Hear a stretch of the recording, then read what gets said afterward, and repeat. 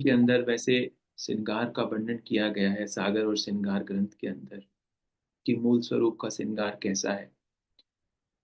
मुझसे जब भी सुंदर साथी ये प्रश्न पूछते हैं तो मैं उनको यही उत्तर देता हूँ कि हम सब चाहते हैं कि हमारे घर में मेघ बरसे।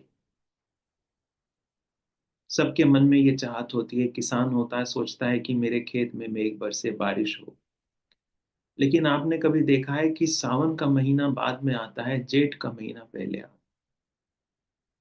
जेठ का महीने का मतलब क्या है कि धरती पहले तपती है, और जब वो धरती तपती है तो उसकी जो तपिश होती है वो बादलों को मजबूर करती है कि उनके पास जो पानी है वो बरस जाए।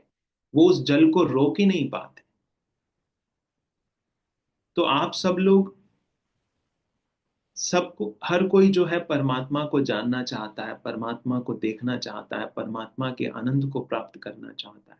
ये एक बहुत शुभ संदेश है। सबसे पहले तो मैं यही कहना चाहूंगा। और खास तौर पर यदि कोई युवा व्यक्ति है या कोई, आप युवा वर्ग सब लोग हैं, आप सब यहाँ पर बैठे हैं, कहीं ना कहीं इस बात को भी एक अपने जीवन में एक बहुत बड़ा सौभाग्य समझो, कि यदि मन में ये विचार भी उठा है कि वो परमात्मा कौन है, थोड़ा सा यदि क्यूरोसिटी भी उठी है, तो ये भी एक बहुत बड़ा आशीर्वाद है। सोचो, जीवन के अंदर कोई बहुत बड़ा सौभाग्य आया है कि जो मन में ऐसा विचार उठा है, धर्म के प्रति उत्सुकता उठी है। लेकिन फिर मैं उसी बात पर आता हूं कि हमें परमात्मा की कामना है, दर्शन की कामना है, उनके आनंद की कामना है। लेकिन हम ये ना सोचें कि मेरे फसल पर, मेरे घर में मेघ बरसे। हम ये सोचें कि मैं कैसे अपने घर में और अपने खेत में जेठ की गर्मी को पैदा करूं।